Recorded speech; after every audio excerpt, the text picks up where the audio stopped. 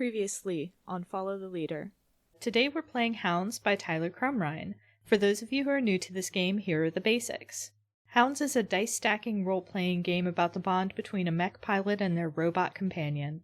Hound stands for Human-Operated Utility Neuralink Device, and authorities want to erase your mech's memories, deleting your friendship. Escape is unlikely, but you're determined to resist. So in one of our frequently visited settings, which as of FTL, the world itself doesn't have a name. We always just refer to it as City of Goalsverse. However, pre the apocalypse, we know that there was a war between magic and technology. Also religion, if you listen to that one Spindle Wheel episode that we did for Patreon. But as Coda kind of gestured to, we have the idea of a mech that is kind of held together with eldritchy sinew, almost. For the form, two things came to my mind.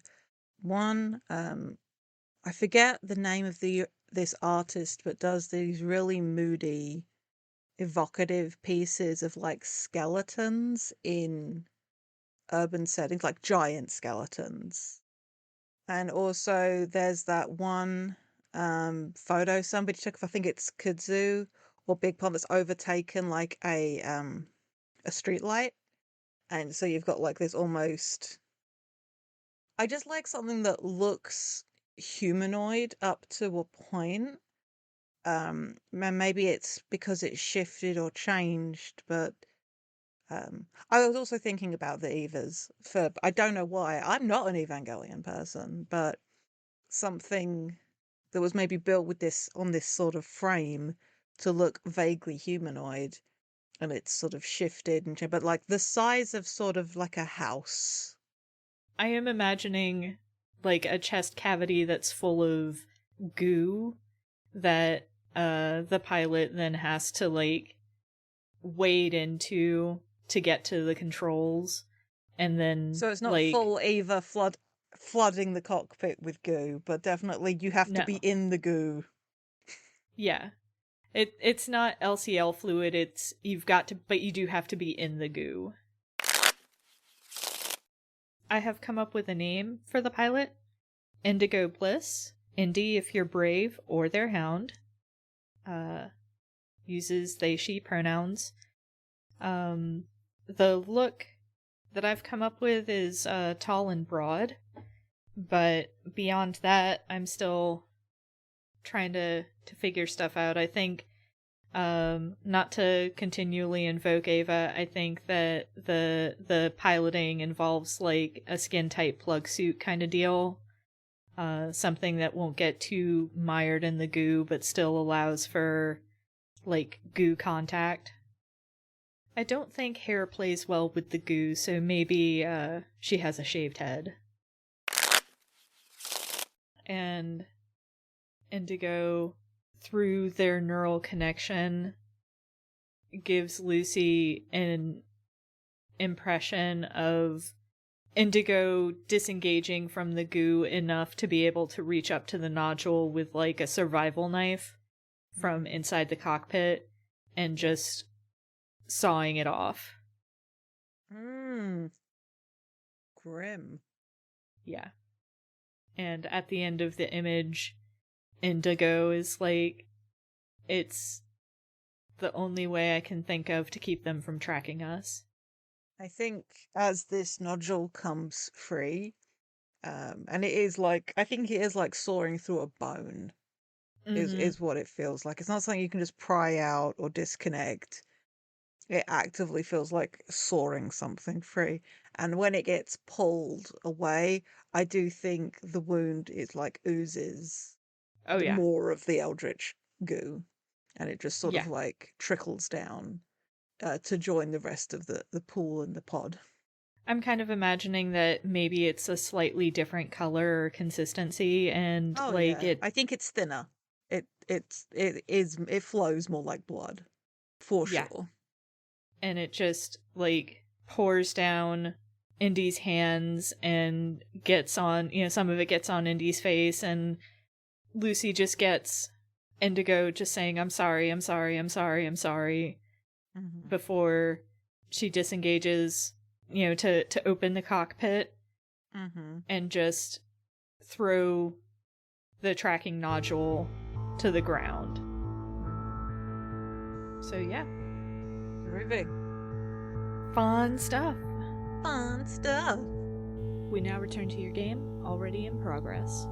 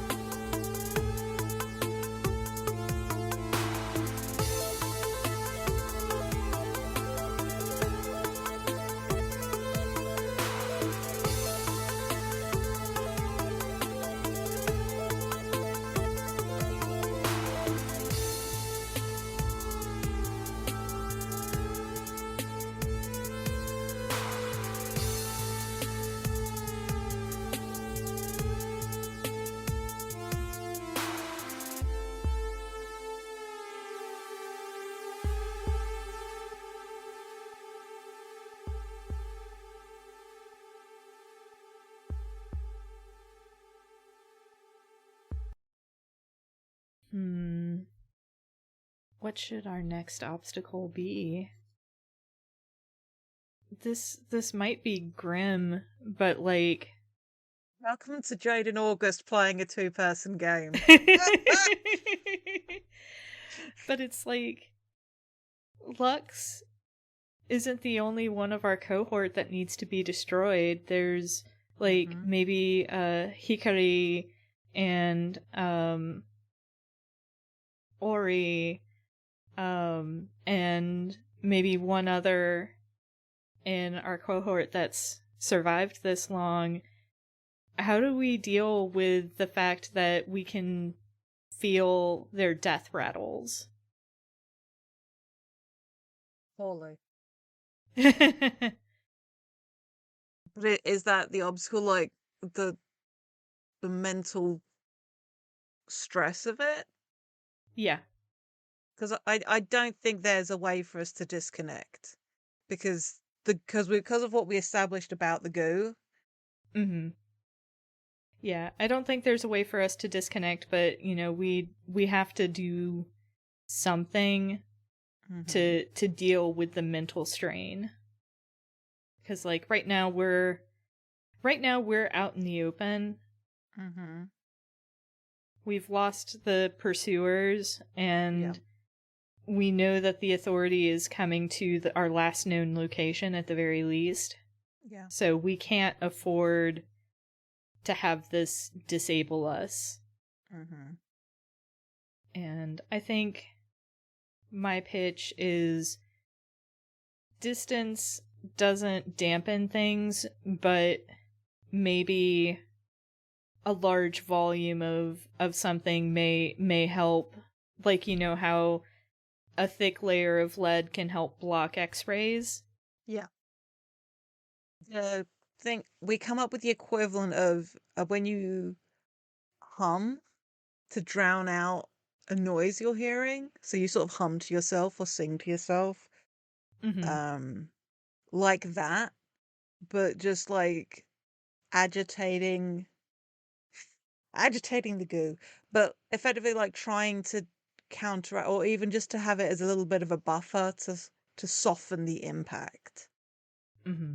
Just trying to work out a way to buffet it effectively, like like those air cannons, like that, just to try and catch it so not getting hit by these. Mm-hmm.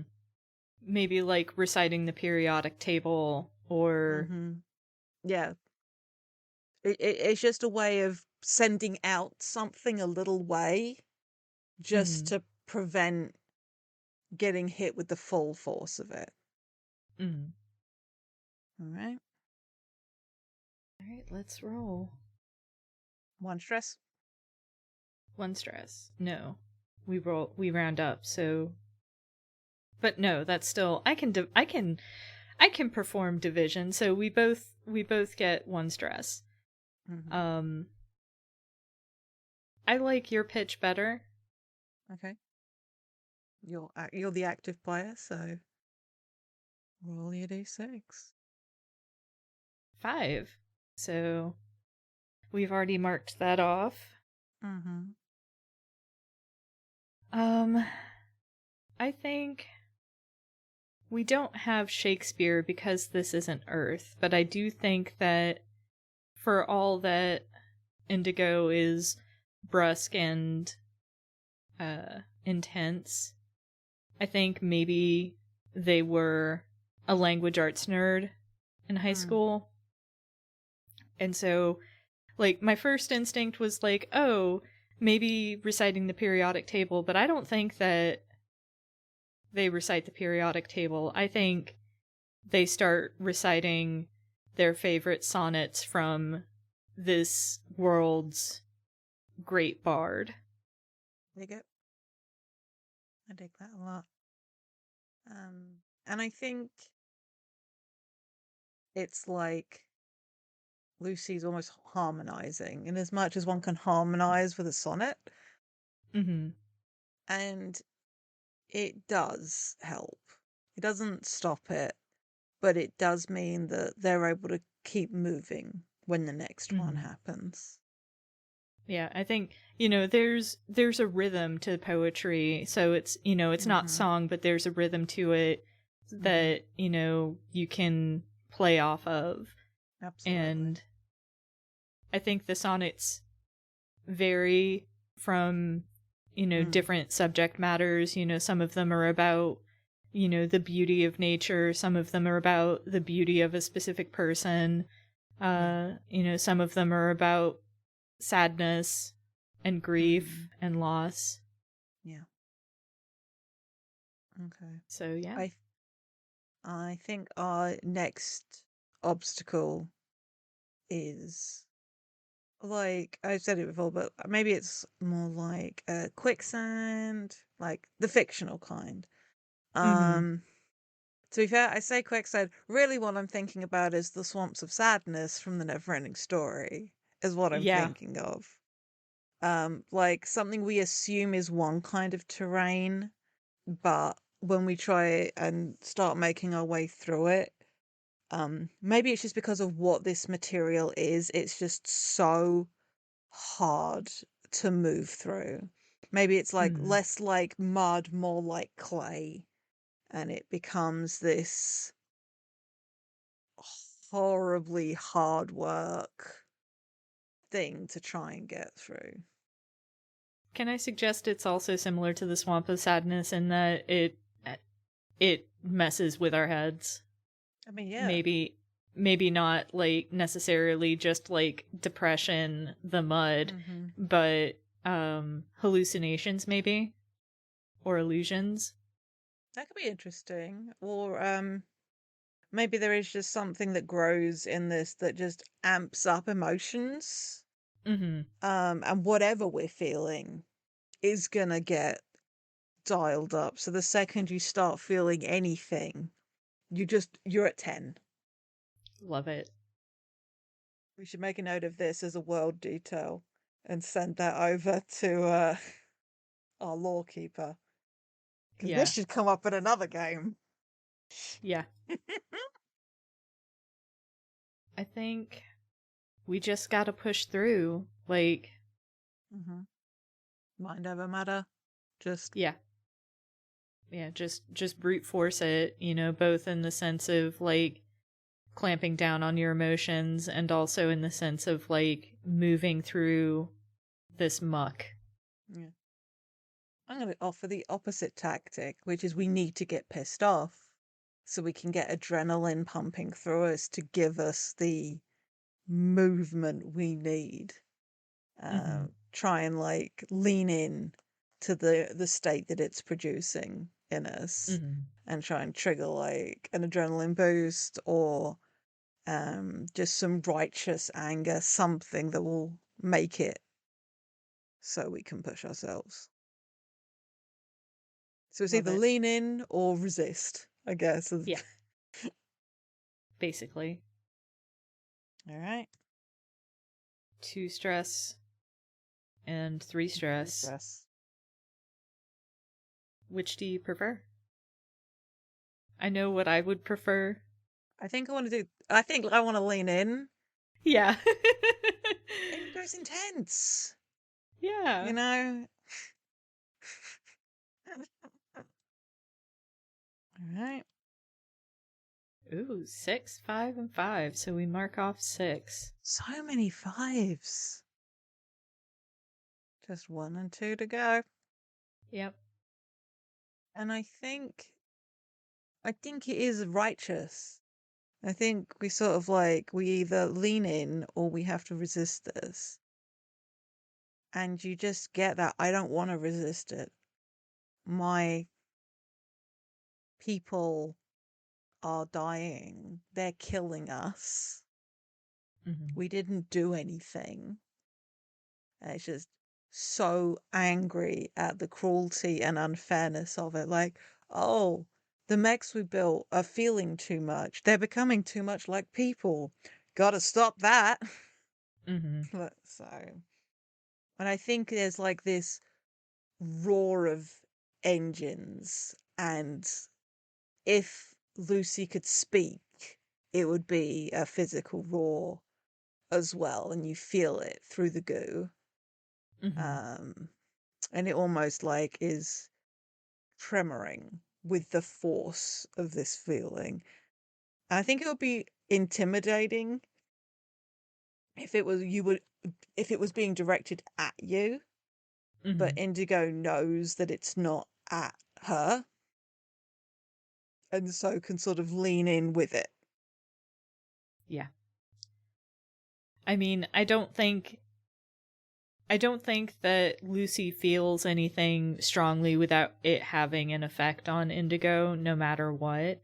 Yeah. And they get washed up with these emotions. Like, they're almost wrung out with Mm-hmm.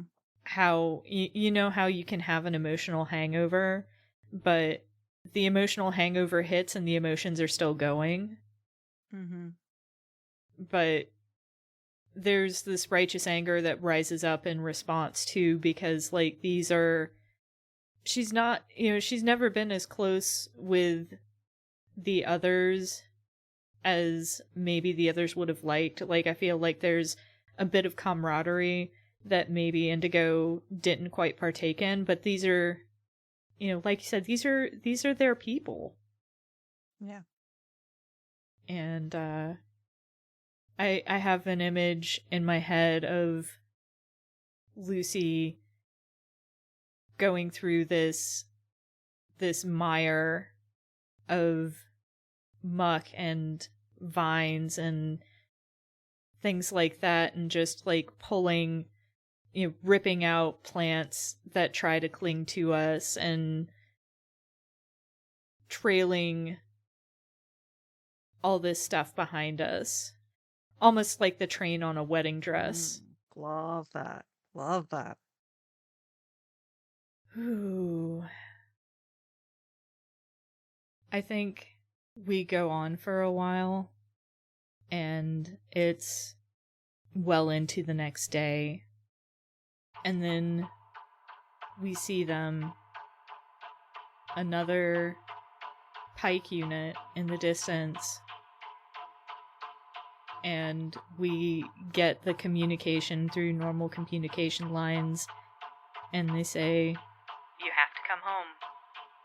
And I think it's the last pike unit, but this hound has been imprinted on somebody with unwavering loyalty. Yeah. And so they inherited that unwavering loyalty, so they're willing to do this even though they know it's going to result in both their deaths. And that is our obstacle. All I'm picturing tactics wise is a full on Sentai style, two robots running at each other. Bang! Oh, so good. Imagine, if you will, two people in robot costumes just full on like cracking across. Wailing on each Yeah, other. like all out robot fight. I'm here for it. Like, I don't think I can come up with anything better. The only other thing I can think of is like trying to talk them around to our side, but honestly, that's just not as cool. So let's roll our stress and see what's gonna happen. Right. Um, All right. one and I think, yeah, three. 1 and 3. It makes sense that the robot fight would be 3 It stress. does. It does. I feel like that's fitting. So I'm going to roll 3d6. There we go. A 1, a 2, and a 3. Let's Let's go, fucking go. baby. Oh. All right. So we describe the memory loss or the scene first? I think we can go either way. Oh, the plan fails and we barely escape. Um. All right, so we do the scene of the narrow escape, but 2 additional things must be included in the scene. The Hound must take damage in some way, and your scene must feature a flashback to a memory between the Hound and the pilot. So we start the scene and then flashback. I think the robots, the 2 units, lock together. And because of their similar build, it does look like I'm very thinking, imagining like very sort of Grecian style wrestling kind of hold. I don't know. Like, I think the pilot and the Pike unit realize, oh, they're not coming quietly, and there's this moment, and I think that what starts the flashback is like there's this clang as the two robots lock in with each other in like this hold. Mm-hmm. And it is maybe that impact that's when the flashback begins. Yeah. Uh, what memory is this? Is this like cutting back to like a training montage? I like that.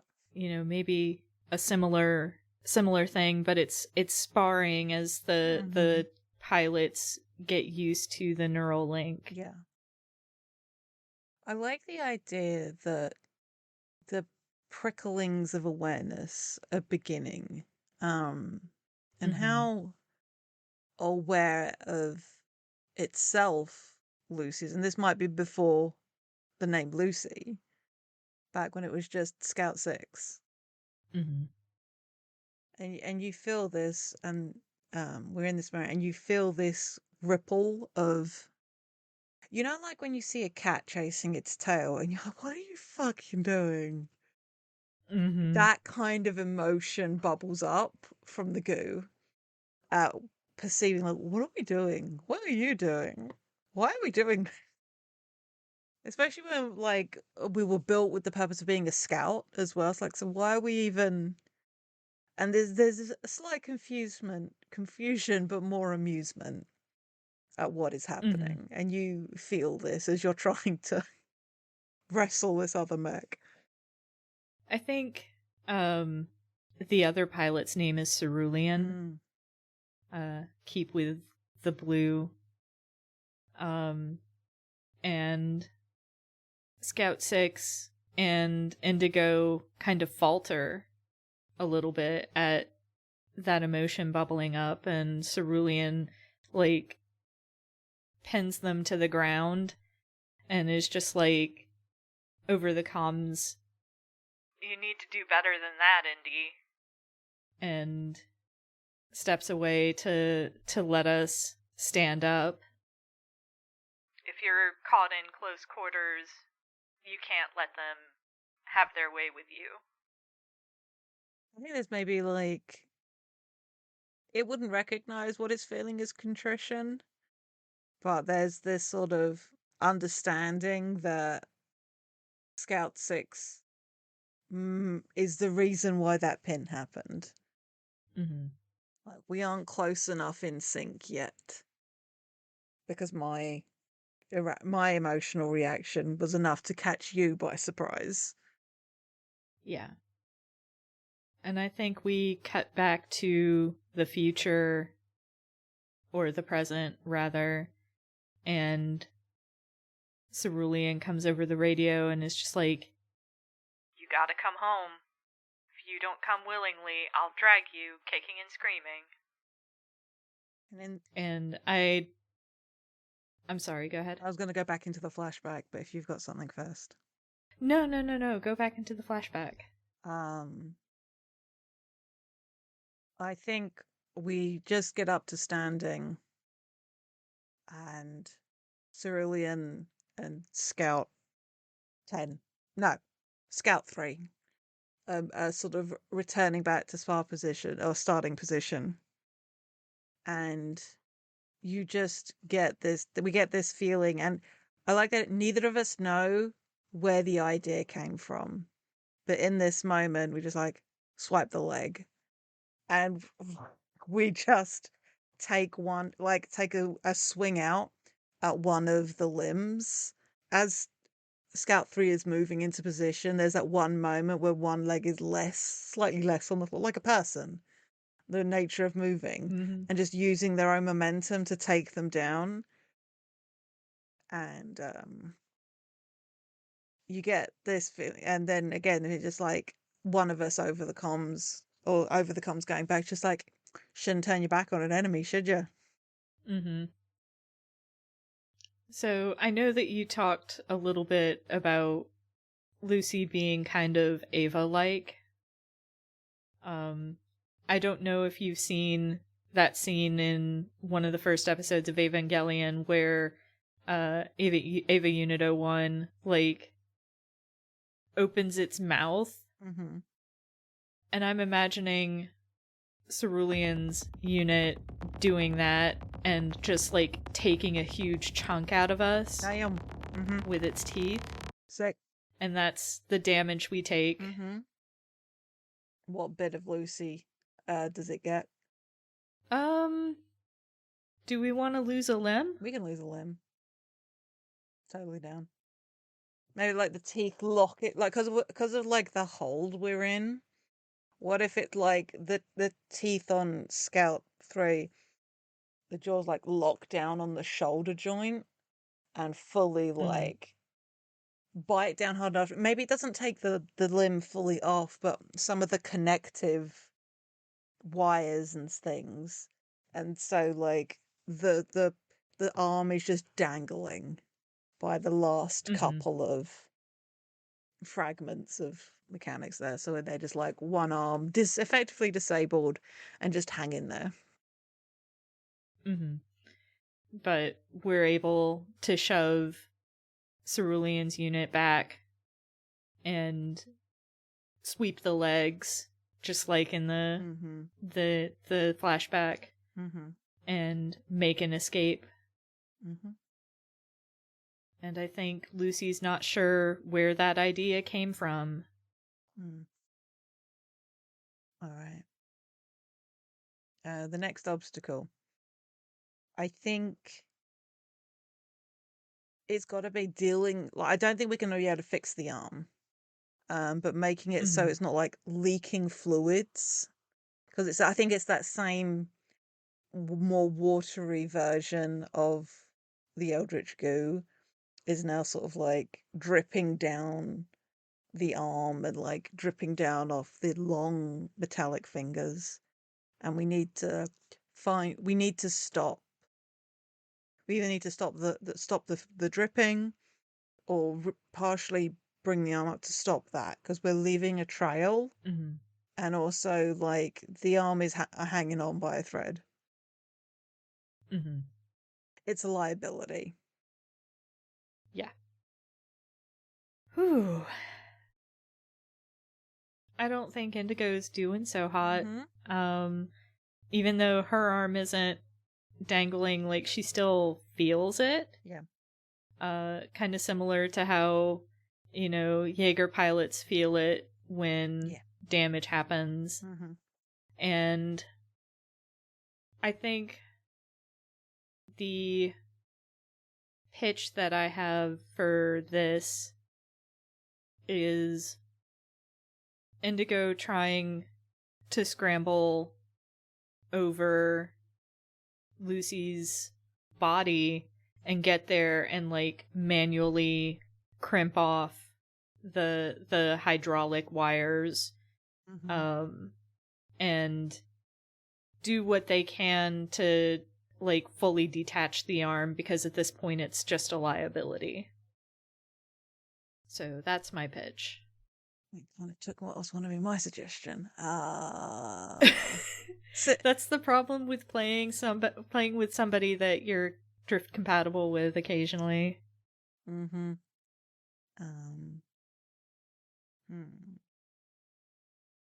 I think the tactic I'm going to suggest is we need to get near something large, like a big ash tree, a structure of some kind, and so we can lift the arm back into like a held position and fire up some kind of either with the goo or some kind of internal engine and effectively cauterize the wound shut. It won't be Mm-hmm. usable, but it like will in theory try and seal up some of the again, so it's either crimp and slice or it's heat and keep it. Heat it and Mm-hmm. keep it, or crimp and leave it. Mm-hmm. What a horrible choice. Yeah. Well, Yeah. let's roll some dice. It's Oof. apt. We both rolled sixes. Good job, Dicebot. Thank you for understanding this Oh. sucks both ways. Um, Yeah. it's going to be crimp it and leave it. Um, Okay. I'll be as fun as the melting could be. Um, so we're on the next line. A 1, a 3, and a 2 again. So that leaves 4, 5, and 6. All right. I think as Indy crimps the hydraulic closed, like they've climbed out and over, and I think I've sat down and leant back enough so it's less of a slip hazard. And I think maybe even my other hand is there for you to stand on, so you can Mm-hmm. do this. And as you're sealing off this hydraulic feed, there should not be the eldritch stuff in there, but there is. And I think even though you're not in the pod, there's enough of the ooze of the ichor that you can still feel tethered to Lucy, though it's quieter, or Mm-hmm. less intense. As you crimp this closed, and as you like can feel like, okay, brace yourself, you feel from Lucy like, it's okay. Thank you for looking after us. This is what needs to happen. It's just an arm. And unlike when the nodule got ripped out, it does feel more like relief when the arm falls away. I think there's a pause, and then Indigo doesn't say out loud, but says through the neural link, anything for you. Gets lifted back to the chest cavity. In you go. Yep. Like when I put something in the front overall pocket, just like, boop, in you go. Yep. Or when you, Yep. or one of those big hoodies where you put your cat in the pocket. Yeah. I can't do that with Little Bit. He's too big, but yeah. Like you wouldn't let it happen if I had one. Yeah. All right. Whew. I think our next obstacle occurs maybe a couple days later, Mm-hmm. and this obstacle is far more mundane Mm. because we only have so many rations in the cockpit for Indigo. Mm-hmm. So now it's a matter of they need food. Mm-hmm. Tactic the first. Approach the nearest civilization, sneak in, or make it clear that we're there and try and barter. Like, make sure it's not a technology based settlement, or maybe it's a group that has nothing to do with the war who just want to be left alone. Lucy will stay back, and Indy has to go into town and either steal stuff or talk to people Mm-hmm. and leave Lucy. And but yeah, does she have a change of clothes, or does she have to just walk into town in a plug suit effectively? Like, I assume like there might be a bag with like outer layer and maybe a pair of shoes for like when you get out of the goo. Yeah, like a big seasonally inappropriate parka Mm-hmm. and seasonally inappropriate boots, and I can't help but imagine them as being like fleece lined Ugg boot style. Incredible. I was imagining like a pilot style jacket with like a sheepskin sort of collar anyway. So, I like that better. oh my god, so this is effectively a 30-year-old with a buzz cut, leggings, Ugg boots, and a big leather jacket walking into Mm-hmm. town. Mm-hmm. Yep. Style icon. My pitch is kind of the opposite. We make ourselves known as a threat Mm. and clear out a part of town, and then Indigo goes and rummages and ransacks All right. for what they need. Okay. 3 stress for the talk your way into it. I'll try and talk to people and but the social approach. Mhm. The same amount for the intimidation I approach. love this. The consistency is just very good. It's very good. So which tactic you taking? Oh, Yes, that's it's right. It's my it's your turn. turn.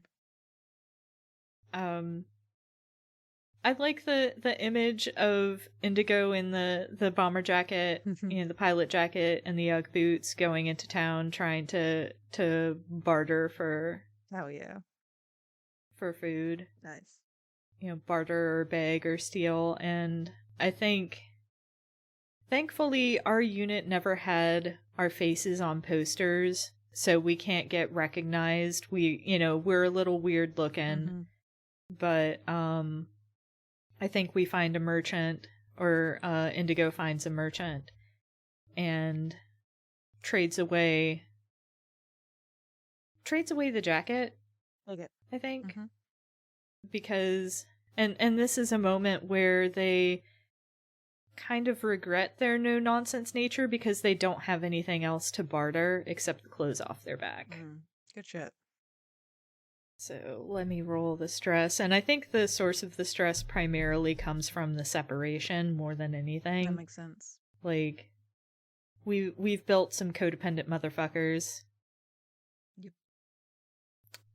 254. Just one left. Man. Yeah, just 6 left on the right. All right. And I think there's the relief when they're reunited. It is mutual. It like flows both ways through the neural connection. Mhm. In some ways, I think Lucy gets the impression that it's a very abstract emotion Mm. that comes through the link, Yeah. but it understands that Indigo has realized that being here inside Lucy feels more at home than being outside among people. Good shit. All right. Obstacle the next. I think it's a checkpoint. Mm. Or what do they call them? Like a traffic stop. There are a small setup, and I don't think we know whose side it is. I think it's Mm-hmm. coming out like we don't know if it's Team Tech or Team Magic, but either way, it's like a big thoroughfare. Like maybe it's like a valley that narrows down or something like that. Um, or a river crossing again. But either way, Mm-hmm. there is peoples. What do we do? I'm torn because I can see Indigo advocating for either one of these options. Mm-hmm. So I'm going to roll a d2 real Yep. quick. Okay. So I've decided to go against what the D2 gave me, so it still helped me make a decision. Mm-hmm. My pitch is to make a run for it, like just bull rush our way past the checkpoint. Again, what I was thinking. Um, so what was your other idea? I'll take that. The other idea was try to bluff our way past. Mm-hmm. You know, bluff and bluster. Cool. Dig it. All right. I'll take bluff and bluster. All right, so that's 2. 2. Yep. Also 2. Okay. The numbers staying consistent. But the barging through. It's gotta be. Yeah. Fair. Usain bolting through there. Um see how we do. A 1 and a 5. A 1 and a 5. So we're able to. Whew. I think there's an exhilaration to it, like we're doing it, we get it. And there is also something I think about moving fast. Like if you're in a car, or even if you like get into really let it rip, or you're on a roller coaster or something, there's this moment of excitement about going fast that's just like for a moment. And this is less a full flashback, but there have not been many opportunities for us to see just how fast Lucy can run. Like Mm. you can make an idea. Like before, when we were escaping those pursuers, we were going quickly. But that was a different set of circumstances. This is literally more like a sprint, like, and it is almost giddying, like this moment of, oh wow, this is what we can do, because we're not panicked, we're fully present in the moment, so we can just enjoy it almost Mm-hmm. as we tear through there. And I think we're moving so fast we don't even clock who it was because it's not important. All we cared about was getting through it. Yep. Hell yeah.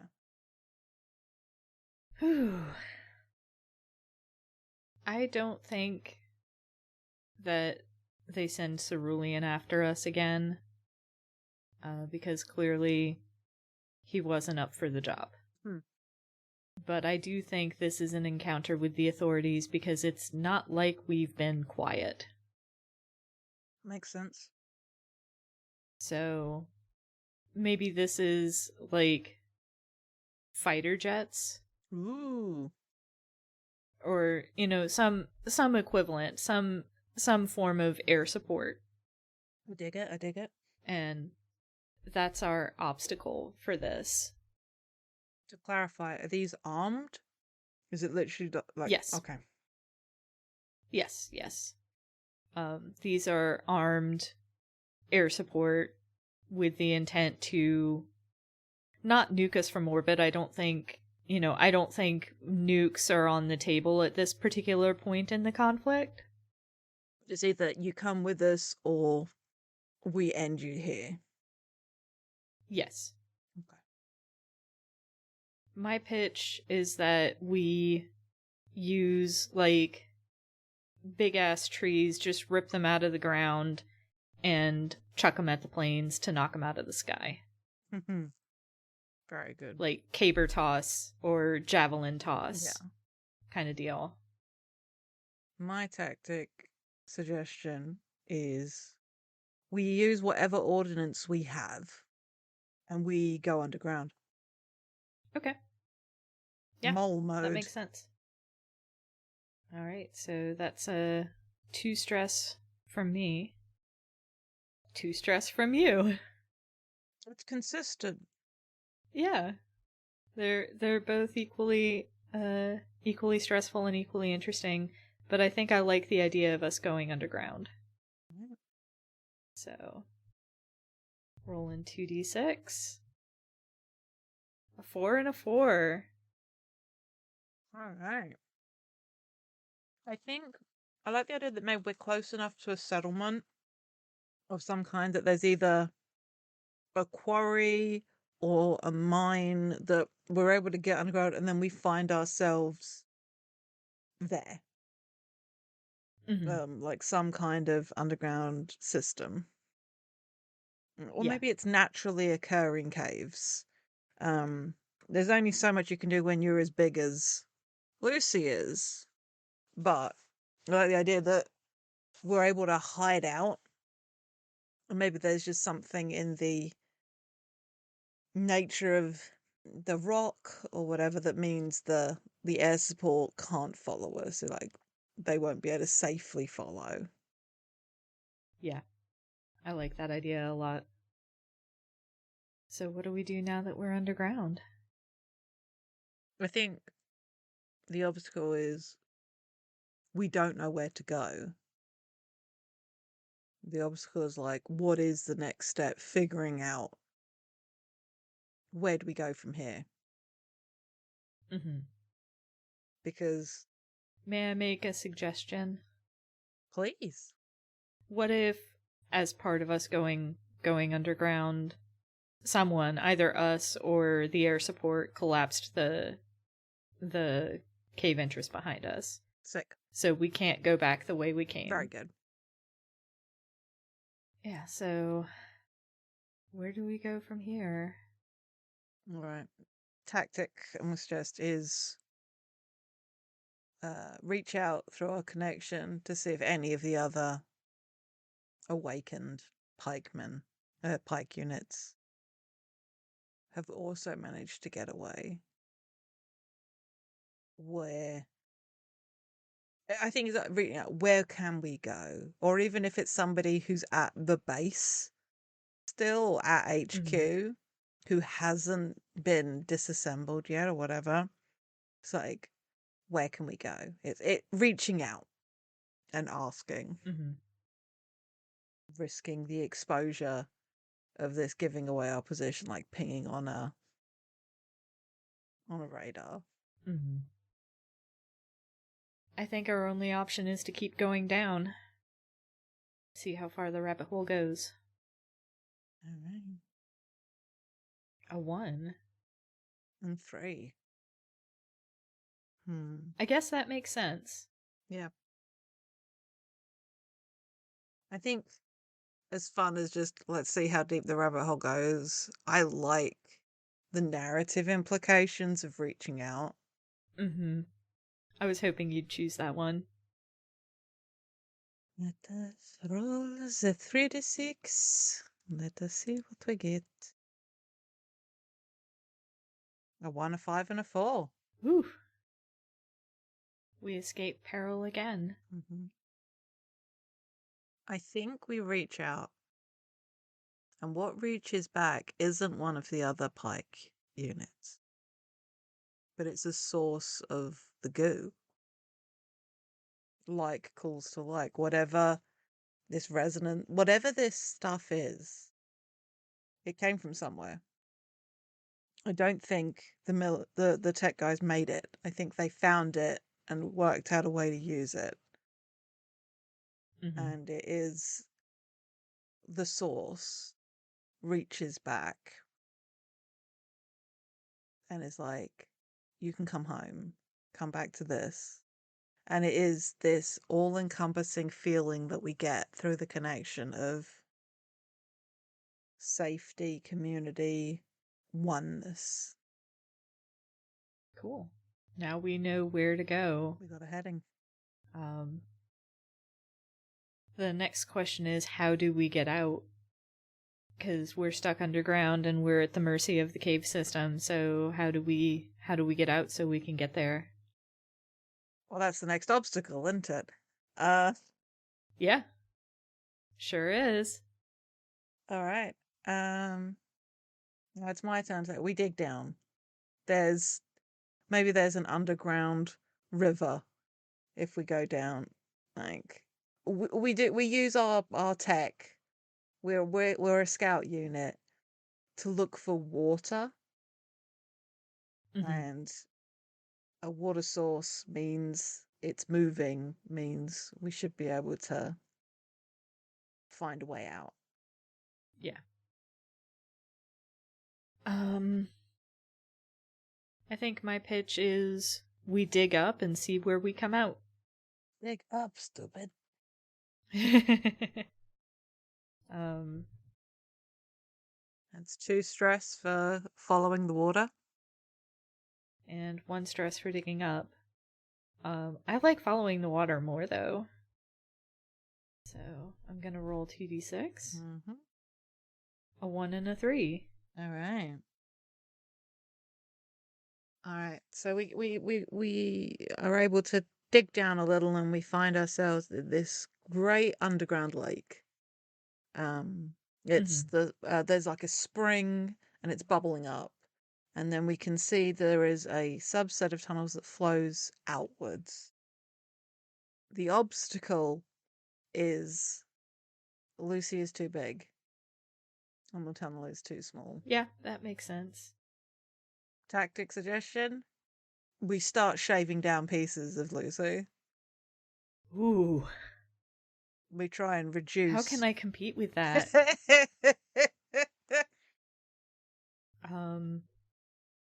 Dang. Tank, and you decant all of the goo and hope that that's enough. Hmm. Brain in a jar. Oh man. I think my pitch is the opposite. We have to shave down the stone where we want to go. Mm-hmm. So take longer, but Yeah. dig it. A 1. 2. Given how viscerally you reacted, I do feel like we are just having to continue making Lucy smaller. Yeah. So Yeah. I'm sorry I'm like this. I mean, I suggested it, so you know. I too am like this, is the thing. So they do, and I think some of it is just removing outer armor and reducing the profile. And that is kind of not painless, but feels largely cosmetic. And we're in this chasm, this big underground cave, and like there's some good glowing underground rocks. We love a glowing rock. And it's like decoupling things. And I think there's an advantage to us having this space, and there's probably a certain amount of tools that we have, which is like for on the spot. So equivalent of like being able to change a tire, kind of a vibe. Mm-hmm. Because I think you can decouple certain parts. And what we are left with, maybe we're able to get down to like a Titan size. Like it's sort of like shorter arms, or a shorter arm. Like one solid arm for moving stuff, and like shorter legs. Mm-hmm. And we've slimmed down the chest cavity as much as possible. So now it is much more like a thing that you're almost like wearing as a suit, as we've sort of, because you need you need the goo for it to work, but maybe it's more like a fighter pilot car. It's much smaller in there now. Like the very core of it is there. Maybe Indigo has to sit more like cross leg. Like you've gone from first class to economy. Like less leg room, Mm-hmm. more confined. But More like fetal yeah, position. exactly that. Whew, hell yeah. And away we go. I think there's points where, like, we have to crawl, like, army crawl through the tunnels. And maybe there's a point where we're worried that we're not going to be able to make it through or we're going to get stuck, but we managed to get through that. Mm. Um,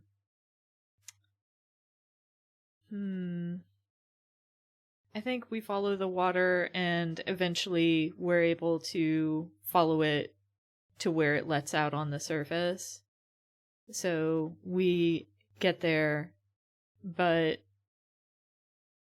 I'm trying to think what a good obstacle would be. Maybe we get there and we're so far from home, we're not on the internal map Mm. that Lucy has. Mm. I like that. So, hmm. I like the idea that maybe this tunnel, I know we're sort of like very near a beach, and like the river, this water Mm-hmm. is literally like it's not so much we've come up above ground, it's just we've moved down towards sea level. So, Mm-hmm. and we're on like this inlet, um, but so we're lost effectively. Oh, we don't know where we are. Yeah. All right. We climb the cliff and try to get up high and get a view. Is my tactical suggestion. I think geography be damned. We have a destination, and the shortest distance between 2 points is a straight line. Fair enough. So, fuck it. Fuck it. 3 stress. 3 stress. Incredible. I think we open ourselves up to more obstacles if we try to do the straight line, so that's the one I'm gonna do. Oh yeah. 2, a 1, and a 4. We are going on this one. Mm-hmm. All right. So the straight line. I like the visual, um, of us like wading out a certain depth. Maybe it's low tide, and we're able to just like walk out, and we're like hip deep, and water is lapping around us, and you get this feeling from Lucy, like, is this what it feels like for you? Because I like the idea that it's salty enough that even Lucy is kind of almost buoyant, but not quite, but does have that Mm-hmm. feeling. And yeah, like, and it asks like, you get the question like, is this how it feels for you? It's been a long time since I've seen the ocean. I've never seen it before. With any luck, you'll see a lot of things you haven't seen before. I'd like that. Or maybe we don't need luck, we just need determination. Determination. You just sort of feel that sort of. Like the equipment being like, oh, like that sort of very like. Mm-hmm. I almost feel like that way, like when you see Mario do the half pound, like that sort of like very percussive, like emotional. It feels like that locking in step, in of intent as we sort of wade out, and maybe we make our way out of the water and up and out.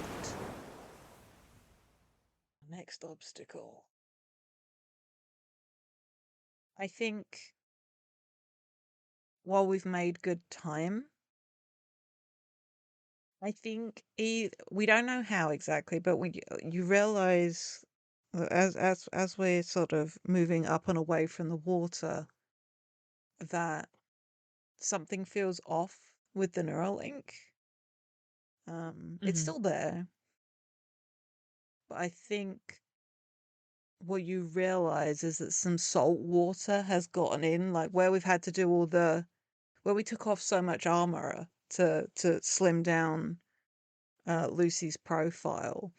I think salt water has gotten into some of the innards, and it Mm-hmm. can't dilute the goo, but it can. I think there's maybe like if you've ever seen like glycerin rivers in soap, it's like that. It's like these little ribbons of salt water running through the goo. Like dampening it. Yeah. Um, in the way that salt is often said to do so with magic. Um, Mm-hmm. I think actually, well, it's more like, um, it makes it feel fuzzy, the connection, like staticky, Okay. or like the old visual snow kind of thing on the old CRTVs, like that kind of white fuzziness around it. Mm-hmm. The only thing I can think of is we need to find some fresh water to rinse everything off. In terms of terrible ideas, because we don't know when we might find it, but I love the idea of doing like a kind of dialysis. Like we have to like literally run all of it out, all of the goo out, like do a full system purge. And so Mm-hmm. the salt water can like drip out. It's a bad idea. I love it though. Kids don't do dialysis at home. Yeah. But also like if you do like or like an oil change on a car, like you gotta just take it all out. And Mm-hmm. but we can't just put fresh in. So I got a 2 stress. I also got too stressed.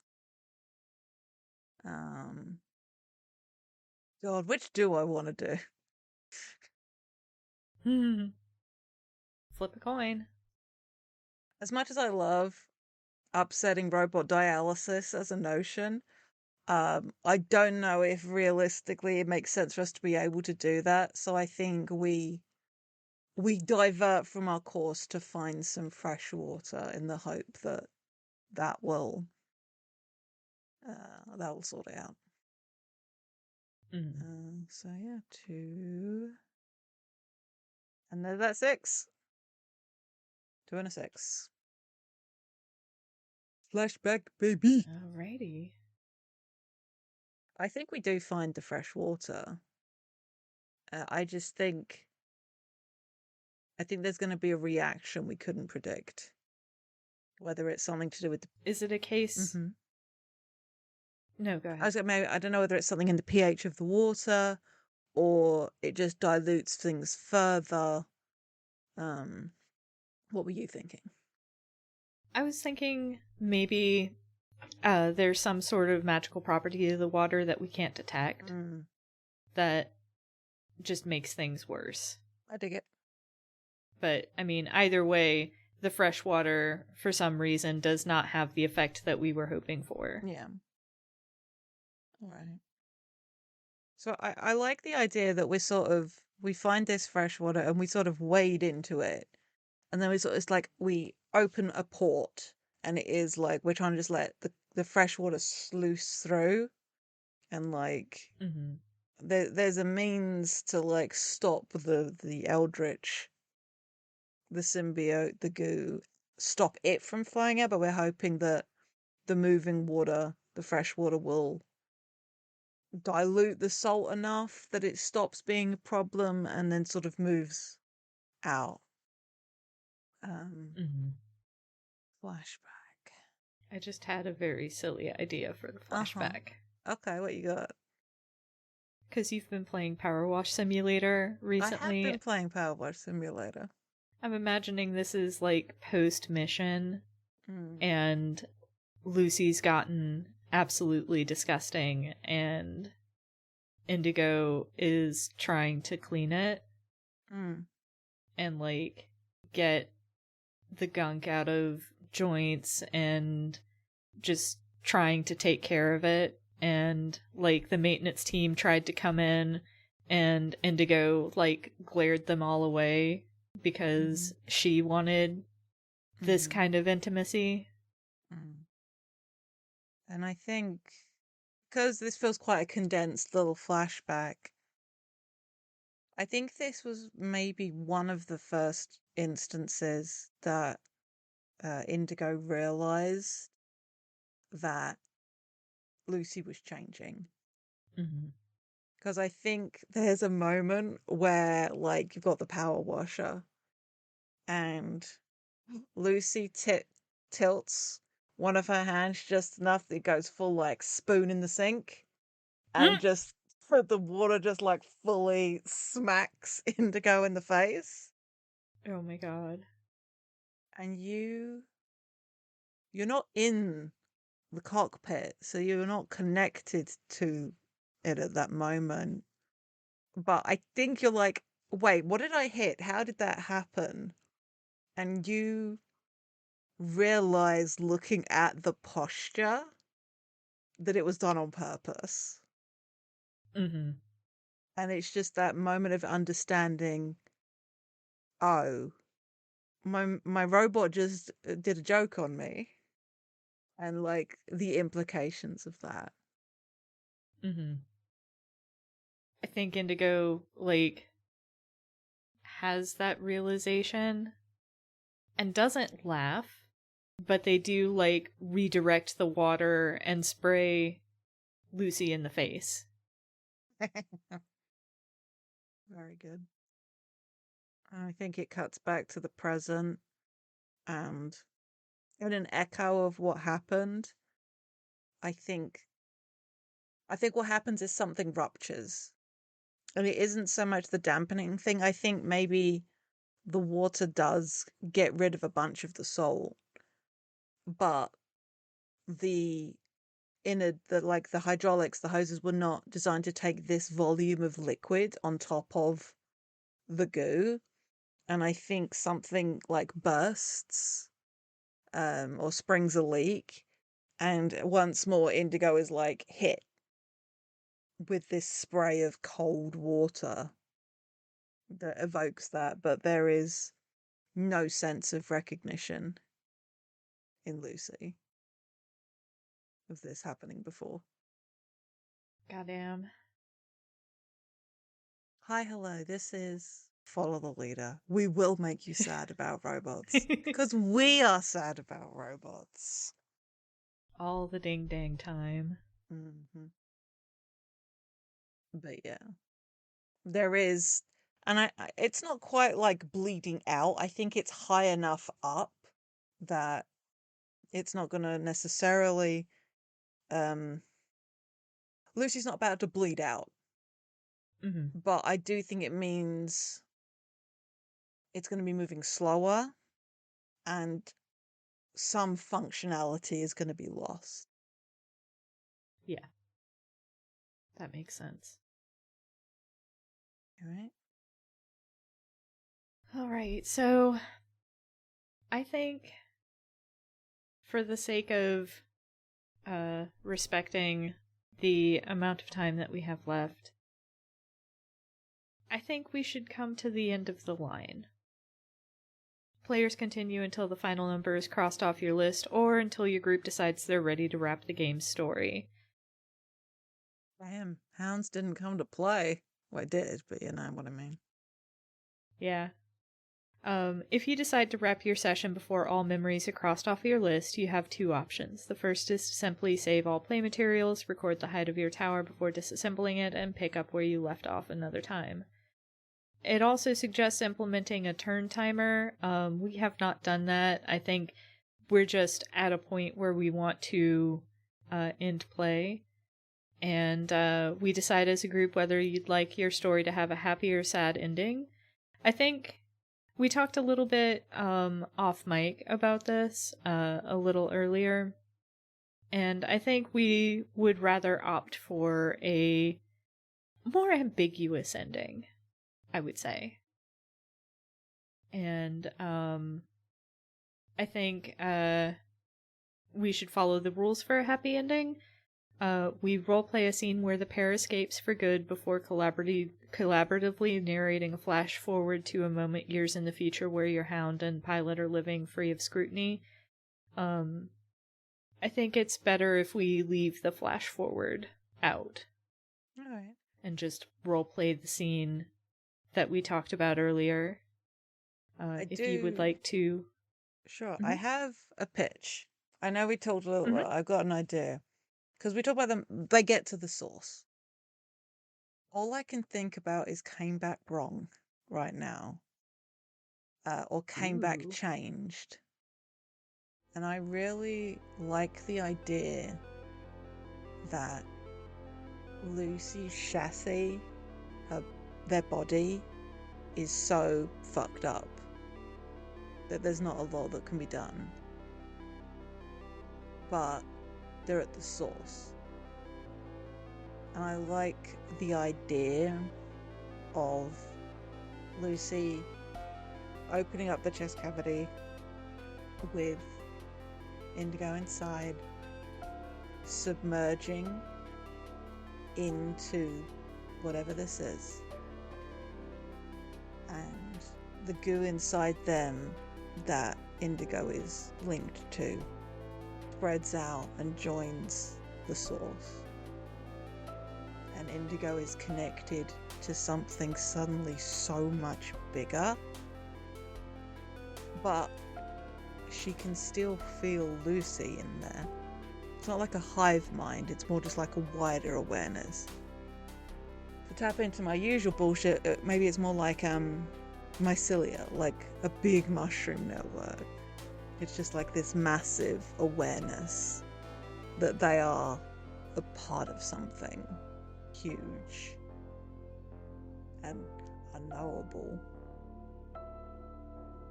And maybe we don't see what comes next for them. Whether they're able to build something new for Lucy, or whether Indigo joins the source in whatever way they can. But there is this understanding that this is where, because Lucy is as much Indigo as it is the source. There's no, it's inextricable. And so Lucy can't be part of the source, just that, can't go back to just that. Doesn't want to. This feeling of being connected. But Lucy doesn't want that if Indigo's not there. I think that it would be fun if the source, because we talked about sigils to kind of keep the magic contained. What if the goo of the source starts erasing those sigils one by one, and Lucy's chassis begins dissolving from the magic release, leaving Indigo swimming in the goo that once was contained within Lucy's chassis and the source.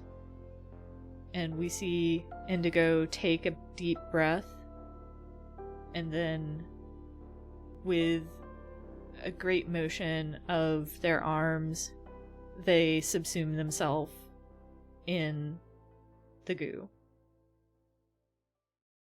Perfect. No notes. Maybe in the future there'll be this dope ass person walking around with a full-on Venom style symbiote. Who knows? Who knows what the future holds? There's a world-ending cataclysm on the horizon. Who knows? What's important is that the love still matters. Thank you for listening to Follow the Leader, dear friends. Will there ever be an instance of August and I playing a two-person game that isn't bittersweet at best? Who knows? Who knows? Who can say? Don't look at the past back catalogue. Just don't. Yep. stranger things have happened. I have been Jade. I also go by Coda. You can find me on the internet at Jade Oxford Rose. Most places. Please check out Sagas of the Sunless Reach if you have not yet done so. Hydra Delta Blues, our Pathfinder actual play, dark fantasy setting, run by our own Zach, with our friends Corey and Mab, and our friend Bitmap. We would love if more people heard the story. It's very good. Playing with me has been August. Hello, I've been August. You can find me on Tumblr at Strange Harpy, on Blue Sky at Harpydora, and you can find our Patreon at patreon.com/FTLcast, where we have a bunch of really fun bonus content, including bloopers and outtakes and bonus episodes, some of which are GM'd, some of which are not. But all of them are really, really good. There's a really good one with me and Jade playing a 2-player game together. And if you want, you can just join for $5 to get that episode and some other episodes. And, if you want to drop after that, that's fine too. We just want people to listen to the stuff. Listen to our stuff. Yeah, sign up for a month and download all the bonus episodes you want. We would just love people to hear them. Yeah. Anyway. Until next time. Shall we clap?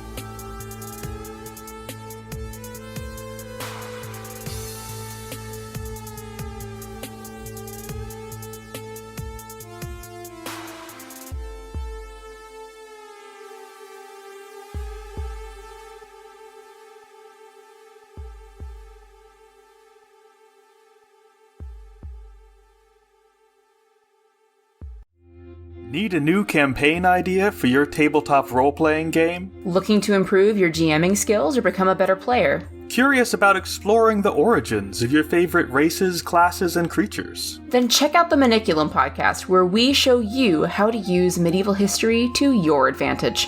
We're your hosts, Mac and Zoe, a professional medievalist and a AAA game developer, and together we use modern game design techniques to uncover the origins of your favorite tropes and adventures from medieval manuscripts. In each episode, we explore a new medieval manuscript, its connections to modern TTRPGs, and teach you how to adapt these tales into compelling campaigns and amazing adventures. Whether you're looking to recreate the noble Arthurian tales or incorporate weird and wacky medieval monsters into your campaign, the Maniculum podcast has you covered. Listen to our fortnightly podcast for free on iTunes, Spotify, or your preferred podcasting app now.